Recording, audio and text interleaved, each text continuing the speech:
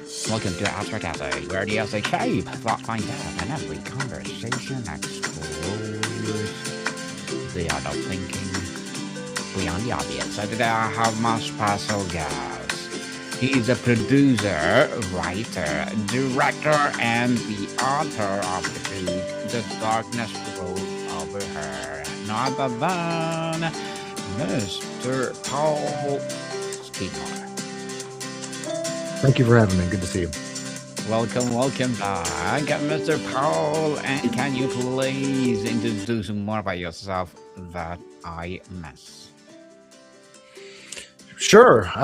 You covered the big stuff. So I'm a filmmaker and author. I think cinematically, even when I'm writing books and things like that, and have been doing everything sort of on my own outside of any kind of big system.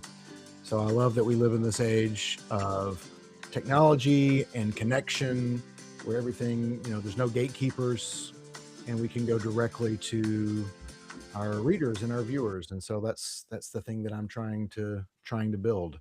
The film The Darkness Rolled Over Her will be out very soon, Lord willing. The book is out. It's available for purchase or for free. And you can join the Five Coffees in a Book, which is like a little mini book club that you can set up with a couple of friends, and you guys can read the book and talk about it together. I'm sure we'll talk more about that later, but you can go to fivecoffeesinabook.com, and that will direct you to where you can get all that stuff for free. So I'd love for people to have the story for free, read it for free, engage with it, share it with friends. I would like as many people as possible to read the story. And so that's one way I'm doing it, is by giving it away. If people want to buy it, I'll take their money, but happy to give it to those who want it. Yes, and thank you so much for sharing your knowledge and wisdom to the world, Mr. Paul. Thank you. The Darkness Rolled Over Her is such a powerful, simple title. Where did the metaphor of a tangible, rolling darkness as a manifestation of grief first come from?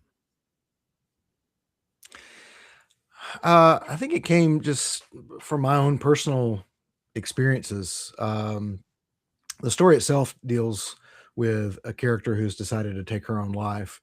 That's not a position that I found myself in necessarily, but I did find myself living a life that I didn't really want to live anymore. It's not that I wanted to stop living. I just didn't want to live the same way that I was.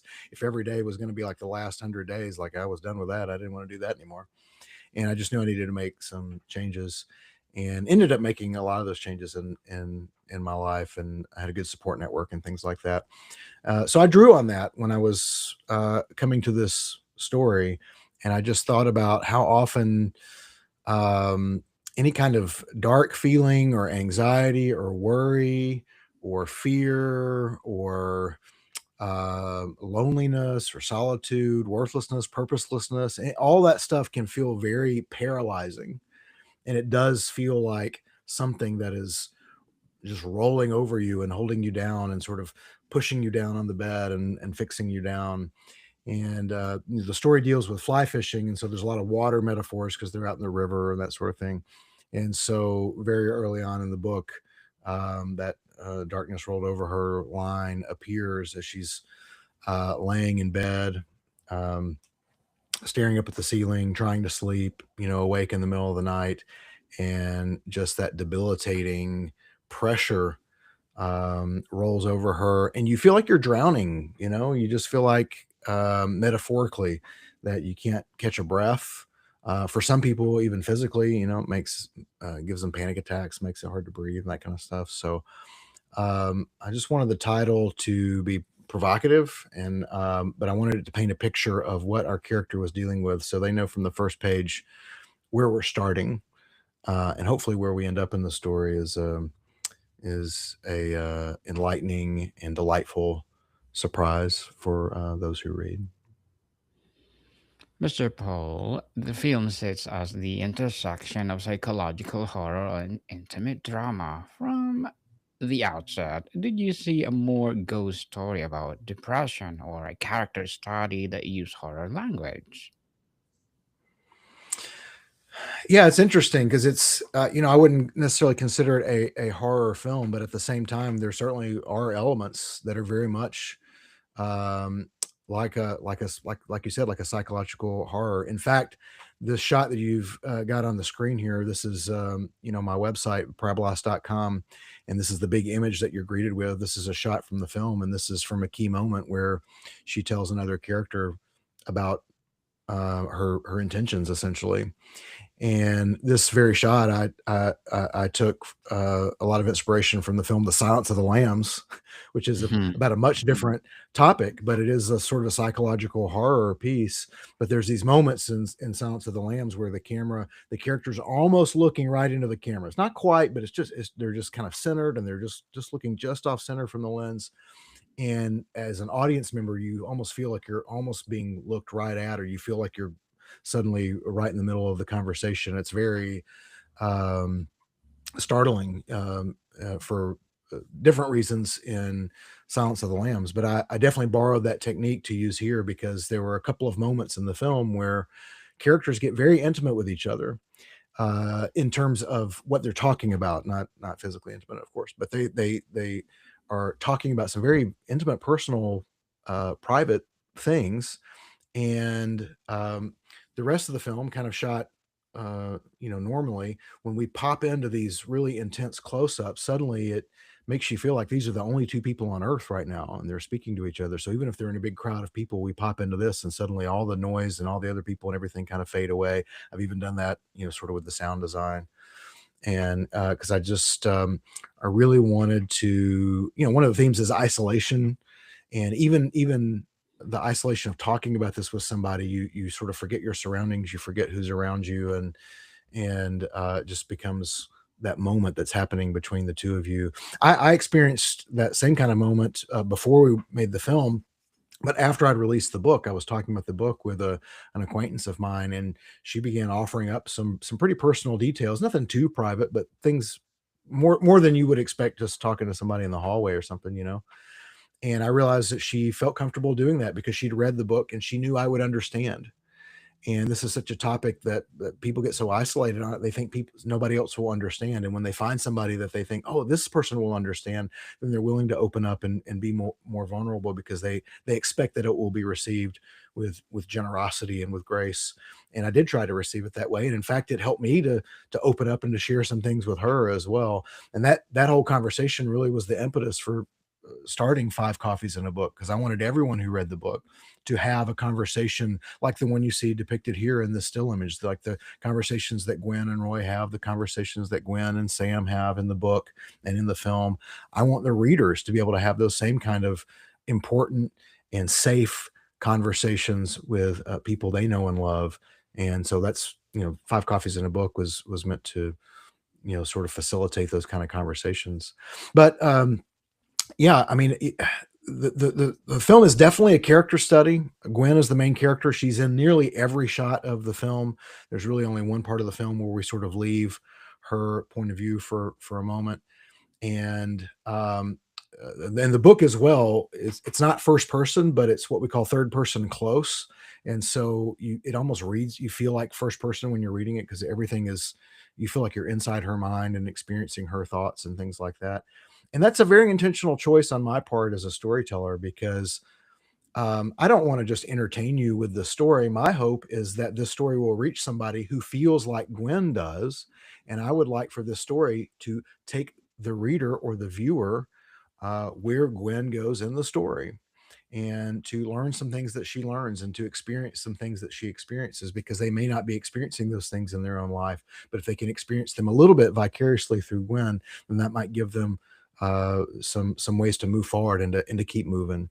So there's definitely a lot of drama character study in this, and there are certainly moments that are very reminiscent, like you said, of a psychological horror because it is for someone experiencing it, it's horrible and it's terrifying many times. And the film, first of all, has to be honest, or it doesn't matter what else it has to say. So that includes being honest in its emotion. I think as a storyteller and a director, probably my biggest strength, um, uh, as compared to other people in this space, is the ability to communicate emotionally. There are many other directors that are better with the camera or better with actors. There are many other better writers, but I don't see a lot of uh, films and series coming out lately that deal really well with deep emotional things in a way that is accessible to an audience and in a way that moves somebody forward in a positive way. And I think that that's a strength that I have. I think it's a gift that God's given me that I'm trying to use responsibly. And the beginning of that, like I said, is honesty. You got to start um, where this stuff begins, and it's a scary thing to go through. And so, yeah, absolutely, we'll draw on some of that sort of psychological horror storytelling, cinema language in the beginning to take us to some, Lord willing, some better place. Mr. Paul, a film with such a heavy internal premise could easily become inert. What was the key in soothing the darkness felt both like a profound metaphor as a source of genuine cinematic tension? Yeah, great question. I think there's two things that keep the story and the film from uh, feeling as heavy as you might expect a story about this topic to be. And the first thing is it's wrapped up in fly fishing. So, Gwen at the beginning of the story has decided to take her own life, but she's got this last trip planned. And so she decides, okay, I'll go on this trip and kind of say goodbye to some acquaintances. They don't know what she has planned. Um, but she goes and it's a fly fishing retreat and she gets paired up with this old fly fisherman named Roy. And so Gwen and Roy spend the day together fly fishing. Gwen has never fished before. And so Roy's sort of teaching her. Gwen has got her arm in a sling, so she's not able to do a whole lot, but they have a lot of good conversation and stuff throughout the day. And, I've never had a bad time fishing. Like, the worst day of my dad's an old fly fisherman from way back, and he'll tell you that a bad day of fly fishing beats a good day of just about anything else. It's just really hard to have a bad time when you're out in the mountains and you're breathing the fresh air and you're getting the sunshine and you're feeling the cool breeze and you're feeling the mist coming off the rushing water there, and you're seeing the wildlife, the fish and the birds and everything else. I mean, it's just really a wonderful time. And where we go fly fishing, it's there's no cell service or anything up in Great Smoky Mountains up in East Tennessee, and so you're just isolated out there in a good way. You're separated from all the bad news that we're constantly inundated with and all the social media and all that stuff, and you're just there with whoever you're with, and you're out there in nature. It's just sort of you, God, and the people around you, and it's just really hard to have a bad time fly fishing. And so I think that's one thing that elevates the story out of what could be a really heavy, dark place. Certainly, there's heaviness and there's some darkness as part of the story. But once we move into this fly fishing stuff, it's sunshine it's warm feeling, and there's a lot of positivity. Roy is a charming and funny character, and I think that's the second thing that keeps the story from, like you said, being inert down in this dark, heavy space. Is that Roy is a charming guy and he's funny, and their conversation throughout the day, they get kind of this chummy friendship going on, even though they're strangers to each other when they meet. And this is even more evident in the film because Carrie, who plays Gwen, and Phil, who plays Roy, they're great friends in real life. And so when they're playing strangers on screen, that's when they're doing their best acting job. And when they're uh, playing buddies on screen, that's when they let their real friendship really shine through. And it's impossible to miss that as a viewer. It's so alive right there on the screen. It's so alive in their eyes and in their performance. Um, Phil has a lot of TV and film experience, as well as a ton of theater experience. Carrie has a lot of theater experience and has done some on-screen stuff, but this was a big deal for her. This is her first major role in a film like this, and to come in wanting to learn and being eager to do a good job, to have somebody across from her like Phil, just giving her just this world-class performance, even when he's not on screen.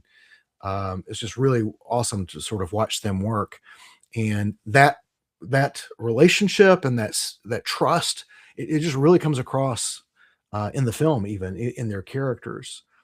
And so again, a story that could be very heavy and depressing to read or to watch is made lighter by having this really great and light and fun environment and this really chummy relationship between these two characters, again, especially in the film, where you just really get to see the brightness in their eyes and see their friendship shine as it grows as the scenes go by.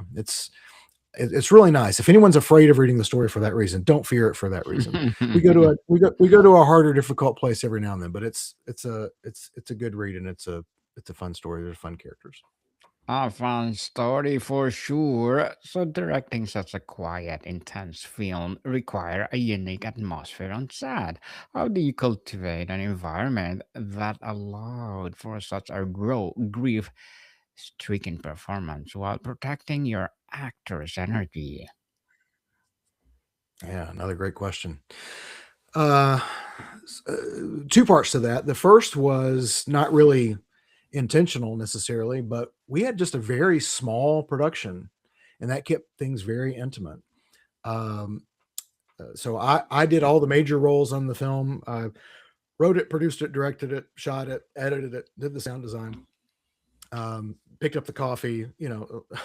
I did a lot of roles on the film, and then my friend Noah is sort of my business partner, my freelance work, and so he came along on the film, and he has a lot of film knowledge himself, and he was everything that I wasn't in so many ways, and could not have done it without him. He was just like my right hand the whole time, and so he filled in everything that I wasn't doing. He was AC, he was putting the camera together, he was running sound sometimes, and doing lighting, and now he's doing visual effects. He was the Foley artist as we were recording Foley and doing the sound design portion. And so I couldn't have done anything without him. And we've got a long relationship of working together. And then we met Caitlin. She came out as a sub on our first day and liked the production and liked the story so much. She asked, "Can I come back?" And I said, "Well, this is all volunteer. I don't have budget to pay anybody. I can't even give you gas money. I'll feed you if you're here. That's all I can do." She said, "Oh, I know, that's fine." And so she was there for 16 out of our 18 shooting days, and then even came back for reshoots. And so she was just a straight up trooper. And I'm just really indebted to Caitlin and the way that she contributed to our project. And then, of course, the main characters are Gwen and Roy. So Carrie Caradoff, who plays Gwen, and Phil Mote, who plays Roy. So most days it was just the five of us. It was me, Noah, Caitlin, Carrie, and Phil. Most of the 18 days it was just the five of us. Mhm. And I've never worked on a show that small with a 3-person crew.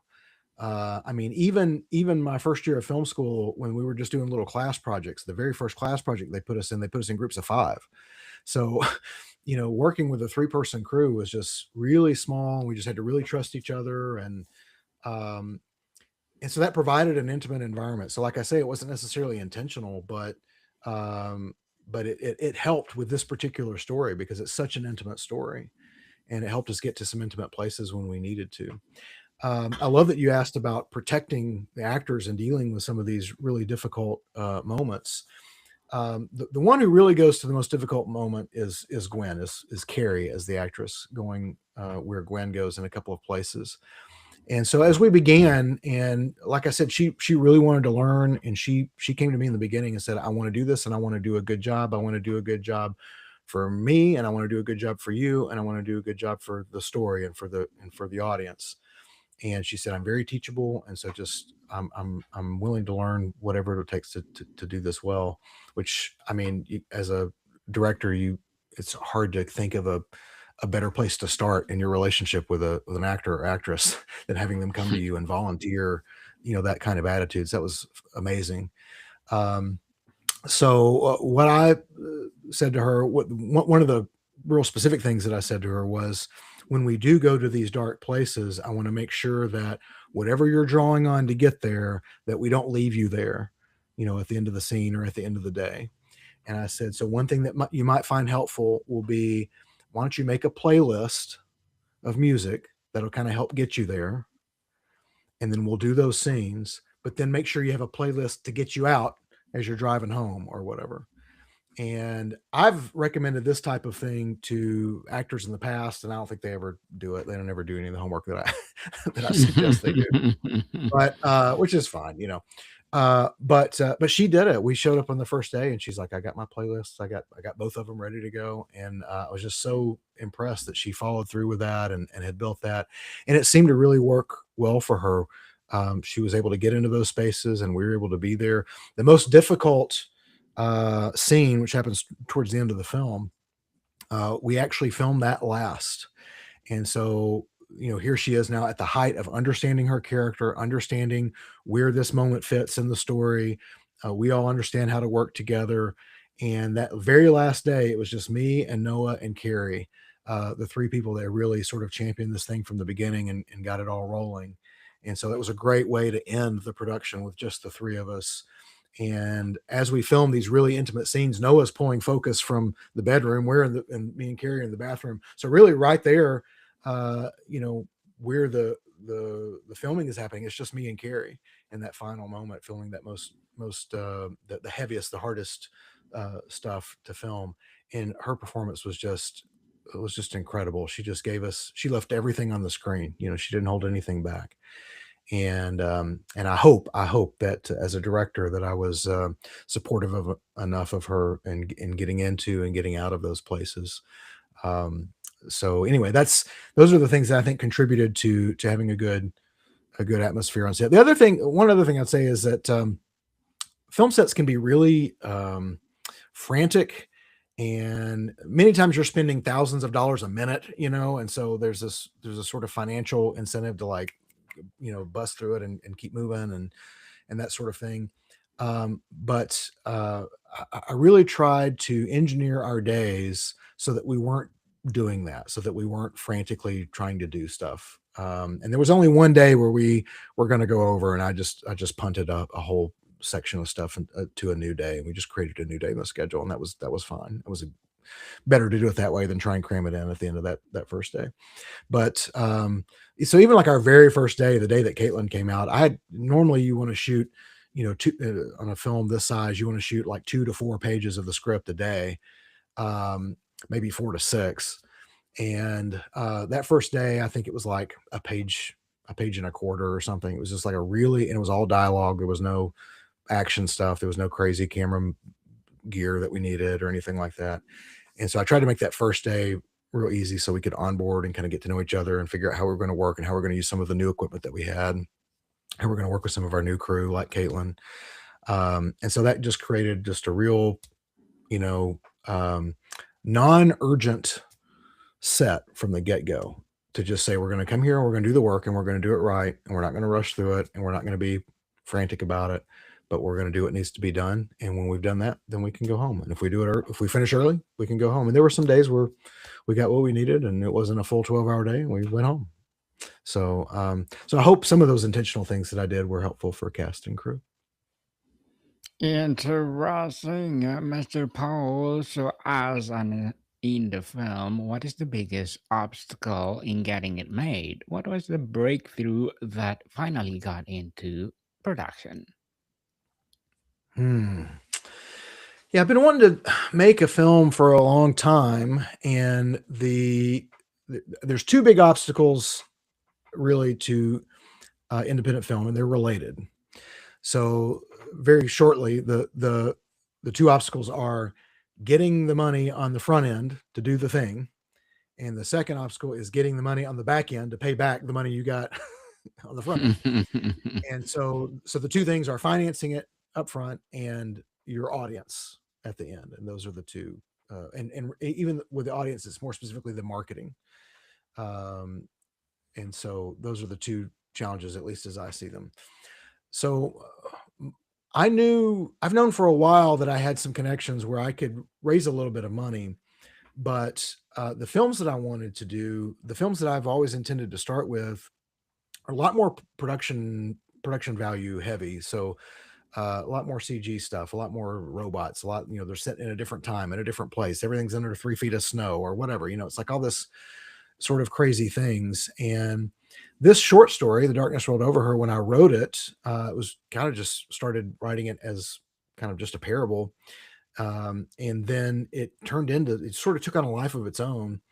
And once I was done with it and realized the reception to the short story was really good, and realized there was a real important theme that was here, and something that was really timely also, that suicide rates were on the rise. And so it was very timely. And so just sort of looking at all this, I'm looking at the story and I'm thinking, yeah, there's only a handful of people, only a handful of characters in this story. It takes place mostly outside, mostly during the day. Production on this, it's all present day. Some production on this would be actually pretty easy. And if we could find people to do it on a volunteer basis, then I'd only need to raise money for maybe a little bit of gear, but mostly just feeding everybody and props and wardrobe, some insurance, gas for vehicles, things like that. And so, honestly, that's the thing that made it possible to finally make a film after, almost 25 years of doing this. I graduated film school in 2002. I've been doing film and video related things since I was, in high school in the mid to late 90s. So 25, 30 years been wanting to make my first film. And what it finally took was just having a film where the production value met the money that I was able to raise. So the connections that I've made over the years have increased the amount of money that I think that I could raise. And finally, this story came along and it sort of like broke under that threshold finally. And so I went to a couple of gentlemen that I knew from having done a bunch of video stuff at church. They've seen the work that I could do. They've seen me work with almost no budget. The churches don't ever have any budget. And I told them what I wanted to do, and they were very gracious in giving us the modest budget. Very thankful for them. They're listed as executive producers on the film, and it wasn't a ton of money, but it was enough that we could feed everybody well every day of production. We could pick up a few gear things that we needed. We got all of our wardrobe and props and everything that we needed. Paid for a couple of locations that we had to pay for, and insurance and stuff like that. And so that made it possible to make. And it was one of these things where August 17th of 2020, I said to Noah, I think we can make a movie of this. And we actually went location scouting that day. That was August 17th. September 16th was our first day of production. So it went into production in less than a month, which is insane for a feature film. I mean, it's absolutely insane. But it just all came together so quickly. And I don't know how your listeners feel about this, but I mean, for me, that was just sort of providence. I mean, that was just the God that I believe in. I felt saying, I want you to do this, and I'm going to make it real easy on the front end. And I even felt at that time sort of this notion that this is going to be real easy on the front end because it's going to be hard later. And so when it's hard later, I want you to remember how easy it was right now, because it's been 5 years that we've been editing this thing. It's been 5 years in post-production. It's been waiting on new technologies to emerge. It's been waiting on, my personal ability to upgrade some of my post-production gear and software and things like that. So it's taken a long time, and it's been very frustrating in the post-production process. But I keep remembering how easy it was to get started, and remembering, okay, I can do this. This is what I'm supposed to be doing. So on the back end, then the difficult thing now is just getting an audience for so we can recoup this money and make more money moving forward and get some money to make the next film. And so I've slowly begun doing that in the last couple of months, with just sort of posting almost every day, different little social media videos. Not really anything film related just yet, but sort of getting that way. I've put The Darkness Rolled Over Her on my Substack as another free place that people can go and read it. I'm putting 5 Coffees in a Book on my Substack as well. Again, a place where people can go and access that for free easily. And so I'm starting to build a little bit of an audience doing that. But the number one thing is just I've decided to change the distribution strategy and try and leverage my strengths. And my strengths are communicating with a small group of people, communicating with a small audience. And so I think we're going to take the film on tour, kind of like a band would go on tour, and do some small house things, 10 to 20 people, but also do some larger events of 100 to 200 people with different mental health organizations and things of that nature, and just sort of tour around the country with it. And again, that'll provide me a chance to create a lot of social media content based on where all we're traveling throughout the United States and the people that we're meeting. And the audience will grow as the film takes its tour around the U.S. That's my hope. That's the plan. We'll see if that's how all that's going to transpire or not. Well, good luck for that, Mr. Paul. And before we wrap up our discussion for today, I'm inviting you to please do listen to my other podcast, people. My other podcast, because my abstract essay is already in sixth season, abstract poetry in second season, my book 101 review in sixth season too, comedy 101 third season, and my food 101 in sixth season as well. Geography 101, Love Letters, Movie 101, Review Music 101, our fourth season, Science 101, Sex 101, and third season of my baby podcast, Preview 101, and Motivation 101, Entrepreneurship 101, Mental Health 101, and of course, my Entrepreneurship 101. Did I say that already? So please listen to them wherever you listen your podcast. So, Mr. Paul, if you could have every viewer to take away one feeling or one question from this film, what would you want it to be? Reading the story or watching the film, I would want them to think about the people that have encouraged them, and I would want them to think about the people that they can encourage, because you only keep what you give away. And so if you need friendship, you need to be a friend. If you need love, you need to show love to others. If you need encouragement, you need to show encouragement to others. And so that's the two big themes of the film specifically. You only keep what you give away. And so go out there, encourage people, and keep moving. Keep moving, people. Keep moving and do it. For sure. So, Mr. Paul, again, thank you so much for sharing your knowledge and wisdom to the world. So, can you please invite our listeners to support your film, your book, or whatever projects that you're doing right now? Yeah, everybody can head on over to parabolas.com. You see the homepage there on the screen, and everything is there for you to find some paid things and some free things, some short films, some books, some audiobooks. Check it out and enjoy. Yes, people, let's support Mr. Paul Skidmore, because if you support him for sure, more and more empowering advocacy like this to rise. So, Mr. Paul, thank you so much for your time. Thank you for having me. Monica, people, see you soon.